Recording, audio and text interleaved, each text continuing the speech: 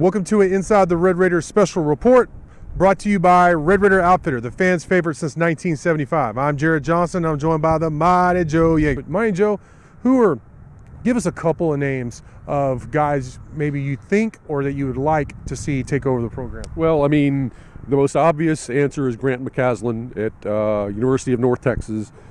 He's not as much of a slam dunk as Beard was when they hired him, but he's not too far from it. I mean, he's a really strong candidate, strong Texas Tech ties. He didn't graduate from the University of Texas. He did graduate from Texas Tech with a master's. He was a graduate assistant under James Dickey.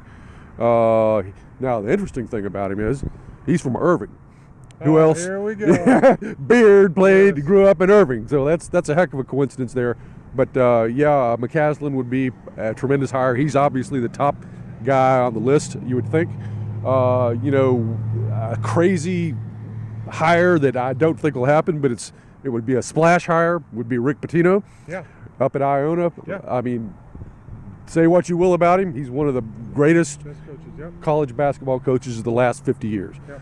Really, really good. He's doing a great job, even at the age of 70. And at a place like Iona, he's winning there.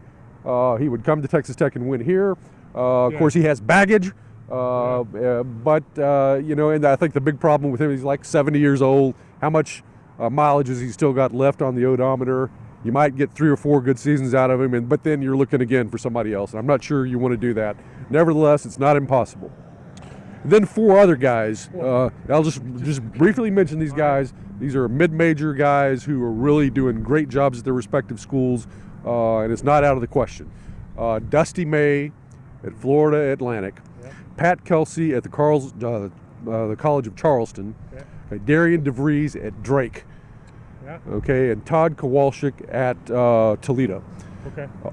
All these guys that are in their 40s, maybe early 50s, are tearing it up there. They would certainly be receptive to Texas Tech.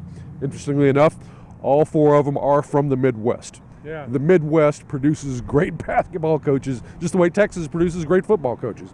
So those are just 4 other guys to maybe keep an eye on in the event that it's not McCasland.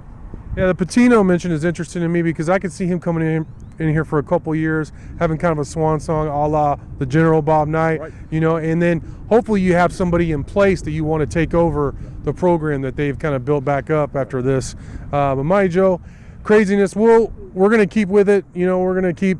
We'll have more videos. It's going to be a saga or continuing saga in terms of what's happening with Texas Tech basketball. But for now, great stuff as always. Thank you. Thank you all for watching, and until next time.